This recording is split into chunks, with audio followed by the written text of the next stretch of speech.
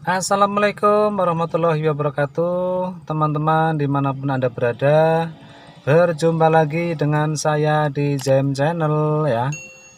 Teman-teman semuanya, sedikit informasi buat Anda. Ini kita buat sebuah video ya yang menayangkan atau yang isinya itu tentang speedometer ya. Kita pengenalan apa fitur-fitur speedometer. Walaupun mobil-mobil sekarang itu sudah banyak lagi ya indikatornya, tapi hal kecil yang perlu kita ketahui karena itu hubungannya dengan kendaraan kita nanti bagaimana kondisinya dan sebagainya. Oke teman-teman, jadi langsung saja ya, langsung saja. Yang pertama, kita ketika masih mati ya, kita belum nyalain kontaknya. Ini ketika masih mati mesinnya, belum kita nyalain, ya seperti ini ya tampilannya. Ini jenisnya Ayla ya. Jadi ada ini yang kecil, kemudian yang besar, dan di sini ada apa ini? Layar digital ya. Nah, teman-teman semuanya, ketika kita melihat speedometer tentu saja kalau ini ya, ini untuk kecepatan ya, yang tengah ini yang besar, ini untuk kecepatannya. Kita berjalan di 80 km per jam ya, kW per H nih, Hertz gitu kan. Kemudian 100 km per jam, supaya kita juga tahu kita di kecepatan berapa, karena jangan sampai kita tidak bisa mengira-ira kita kecepatannya luar biasa ya. Ini ya dari 0 sampai 200 itu untuk kecepatan ketika kita mengemudi. Selanjutnya yang sebelah kiri ini untuk takometernya ya, atau RPM biasanya. Takometer untuk mengukur RPM ya, putaran mesin ya, putaran mesin dari 0 sampai 8 ini pengalinya 1000. Jadi kalau di angka 1 berarti 1000 RPM, 2000 RPM, 3000 RPM, 4000, 5000, 6000, 7000 dan 8000. Nah, tapi ini biasanya kalau mengemudi standar itu ya kita RPM-nya ya mungkin maksimal 4000, 5000 itu udah kecepatan yang menurut saya ya tinggi begitu ya. Karena ya namanya kita mengemudi pelan itu ya mungkin 2500, 3000 itu ya masih standar, masih sedengan ya, nggak terlalu banter ya, nggak terlalu cepet. Jadi ini menjadi patokan ketika kita mengemudi awal, kita jalan, pindah gigi dan sebagainya. Ini juga kita berpatokan dengan RPM itu bisa. Nah, setelah ada takometer dan ini speedometernya. Nah, yang layar kecil ini nanti kita nyalain, isinya apa saja di sana, karena nanti bisa kita ketahui ada odometernya, tripnya gitu ya. Kita lihat ya. Ya, saya nyalakan dulu, saya nyalakan. Ini teman-teman saya nyalakan untuk penjelasan ini dulu ya. Ini saya nyalakan. Kelihatan nggak teman-teman? Nah, saya tutup ini. Nah, ini udah cerah. Nah, ini teman-teman semuanya. Yang paling atas ini ada jam ya. Itu ada jam. Ini menunjukkan pukul 8 pagi ya. Ini saya buat video di pagi hari. Kemudian yang bawahnya ini adalah apa namanya? Jarak tempuhnya ya. Ini jarak tempuhnya. Kemudian ini ada indikator BBM ya, indikator BBM. Dan kita perhatikan di sini teman-teman, perhatikan ya, ada gambar di atas strip ini, ada gambar pompa bensin. Ini saya agak sedikit dekatan lagi mungkin ya, biar agak jelas. Nah itu, oh malah ada bayang. Nah ini jelas. Di atas strip ini, indikator ini, nah ini itu ada gambar pompa pom bensin. Perhatikan teman-teman, di sebelah gambar pompa bensin itu ada panah menunjuk ke sebelah kiri. Nah ini ada gambar panah menunjuk sebelah kiri. Itu artinya apa? Artinya tutup bensin itu ada di sebelah kiri mobil.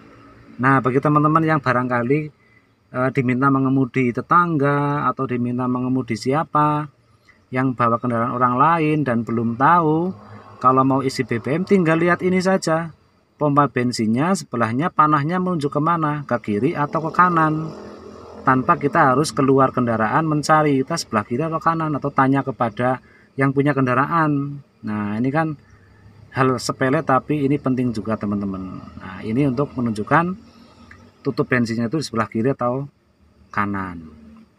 Kemudian ini saya sebentar, belum fokus. Ini saya pencet ya, ini saya pencet. Ini ada stick 2 ya, ini ada stick 2. Ini yang pertama untuk pengaturan jam, alarm dan sebagainya ya. Kemudian alarm 2 ini di pukul berapa ini, nah kita matikan lagi. Kemudian stick yang sebelahnya ini untuk misalnya kita ingin ketahui jarak tempuhnya udah berapa ribu kilometer. Nah ini kita pencet. Nah, ada ini yang semuanya 57.000. Kemudian ini tripnya ya, trip.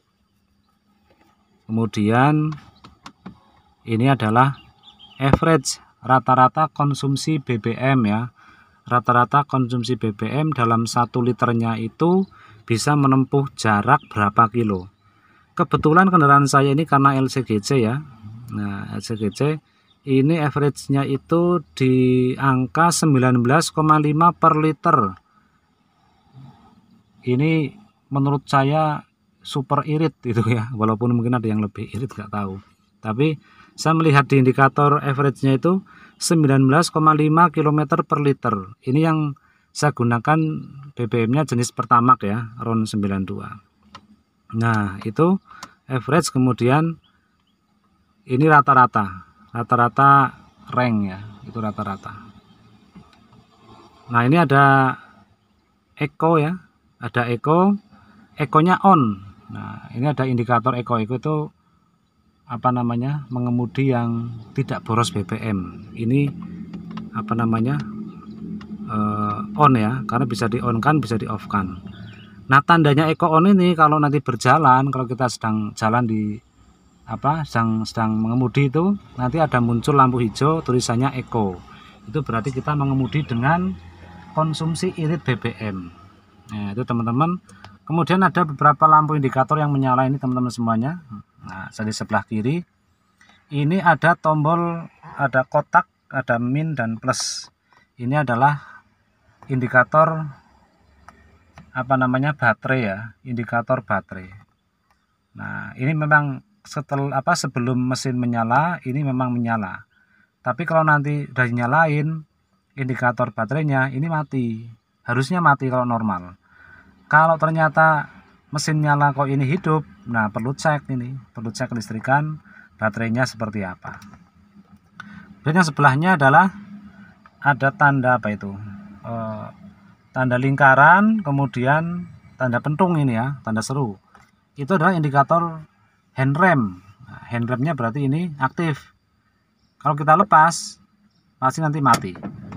Nah kita aktifkan lagi, nyala lagi, berarti handrem dalam posisi aktif. Sehingga teman-teman, ini kadang saya dapat cerita ada anak belajar mengemudi, jalan tapi dia nggak memperhatikan handremnya udah turun apa belum. Padahal bisa kita ketahui selain dari berat ya, jalannya berat, mobilnya nggak bisa jalan mungkin lah ya. Itu kan di sini nyala, indikator handremnya nyala, dan itu kita pasti tahu ini handremnya belum dinonaktifkan. Sehingga resikonya adalah koplingnya bisa jebol ya. Kemudian sebelahnya ini ada gambar kayak apa itu, kayak Aladin ya mungkin ya, kayak botol Aladin, botol jin ini ya. Ini adalah indikator oli teman-teman. Ini memang nyala karena mesin belum dinyalain. Jadi mesin mati tapi kelistrikan udah nyala, ini nyala. Kalau kendaraan saya hidupkan kok indikator apa ini yang kayak botol kayak jin itu ada tetesan cairan itu kok nyala, berarti ini olinya itu tekanannya mungkin kurang atau sudah nggak bagus. Ini minta dicek dan bisa juga nanti minta ganti oli. Nah sebelahnya di sini Sebelahnya di sini ada gambar setir ya. Ini ada gambar setir, sebelah kanannya tanda seru. Ini menandakan bahwa power steering. Kalau kita jalan kok ini nyala, nah power steering kita berarti bermasalah. Kita cek, kita bawa ke bengkel resmi teman. Jangan lupa cek ya, karena semua serba kelistrikan itu kan. Kemudian ini lagi ada apa ini? Seperti keran ya, seperti ini adalah indikator engine ya atau mesin. Nah, ini tentu saja akan mati ketika kita nyalain. Tapi kalau kita nyalain mesinnya, kok ini hidup atau berkedip atau hidup terus, berarti ada permasalahan di engine kita. Itu perlu kita cek di bengkel resmi teman-teman. Di bagian mana permasalahannya? Kita harus teliti juga, jangan sampai kita jalan nggak memperhatikan indikator ada yang menyala. Nah, kemudian kalau di mobil jenis lain itu biasanya ada indikator sabuk pengaman, itu juga ada indikatornya ya. Kalau terpasang nanti mati lampunya, kalau nggak terpasang berarti dia akan nyala kedip-kedip. Kemudian yang berikutnya adalah ini ada yang mati tadi di sebelah ini ya, di sebelah indikator handrem tadi ada yang nyala kemudian mati. Nah, saya akan matikan, kemudian saya nyalakan, nanti kelihatan teman-teman. Perhatikan, nanti ada gambar kayak laut itu ya, kayak ada menara, ada lautnya. Nah ini teman-teman, nah ini nih indikator itu adalah untuk radiator teman-teman. Jadi untuk radiator, ketika tadi indikator yang kayak gambar airnya itu ya, kayak gambar kunci ke atas atau menara itu, kemudian ada airnya, ada gambar kayak ombak begitu, itu adalah indikator untuk pendingin atau radiator.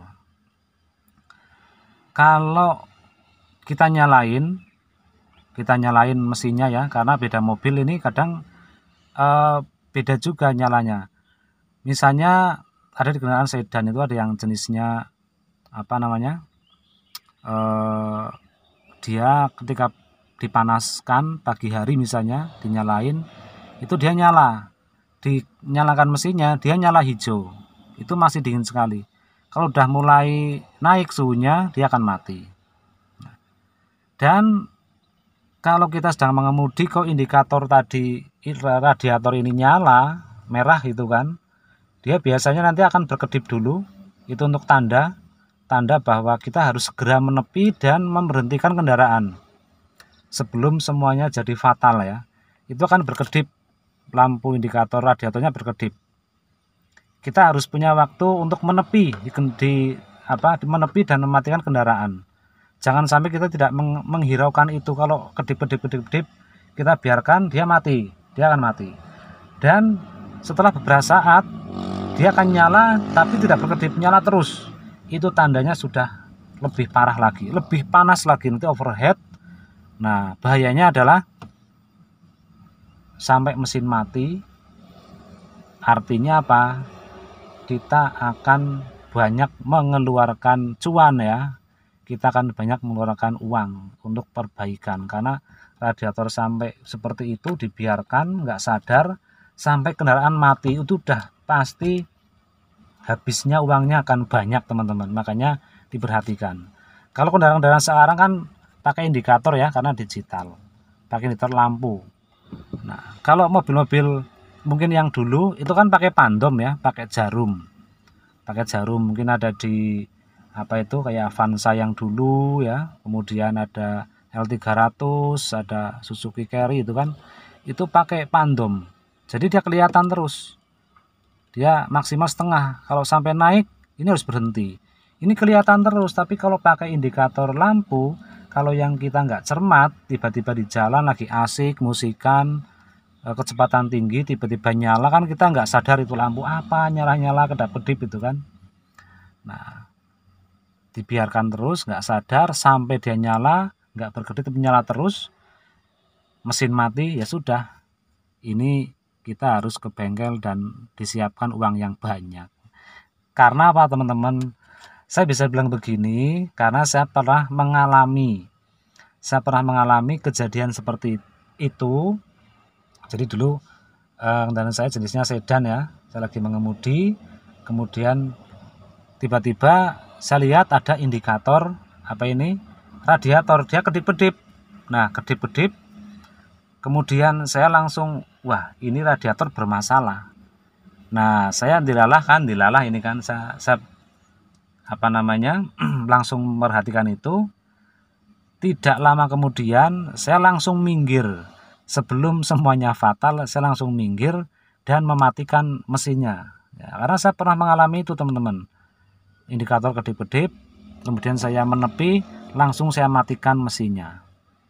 Begitu saya matikan mesinnya, langsung saya buka kapnya. Ternyata apa teman-teman? Radiatornya bocor. Tetapi saya beruntungnya dan bersyukurnya itu belum fatal karena yang kena hanya radiatornya saja. Yang kena radiatornya saja. Dulu saya jenisnya sedan, karena udah jebol, daripada di las aluminium itu ya, di patri itu kan bisa. Tapi kan saya memang rombak, saya buat ya radiator dari kuningan ya. Harganya sama dengan yang ori. Saat itu yang ori itu saat itu jenisnya sedan Toyota Vios itu ya. Kalau saya beli ori 2.500.000 dan saya juga tak rombak, jadi bahannya dari kuningan, saya pesen kemudian harganya sama 2,5 juta, tapi itu lebih awet gitu ya. Nah, ini saya pernah pengalaman itu, yang kena hanya radiatornya saja. Masih beruntung teman-teman. Coba kalau saya saya nggak cermat dengan lampu indikator tadi yang nyala kedip-kedip, saya biarkan sampai mesin mati, 4 kali lipat teman-teman dari harga radiatornya. Habisnya ya sekitar 4 kali lipat itu, karena banyak yang kena dan pasti rusak. Nah, itu makanya kita harus cermat teman-teman. Oke, itu saja ya teman-teman semuanya. Sekilas informasi yang sederhana dan kecil tapi bermanfaatnya luar biasa menurut saya sih. Jangan lupa klik tombol subscribe-nya, kemudian like dan berikan komen yang positif.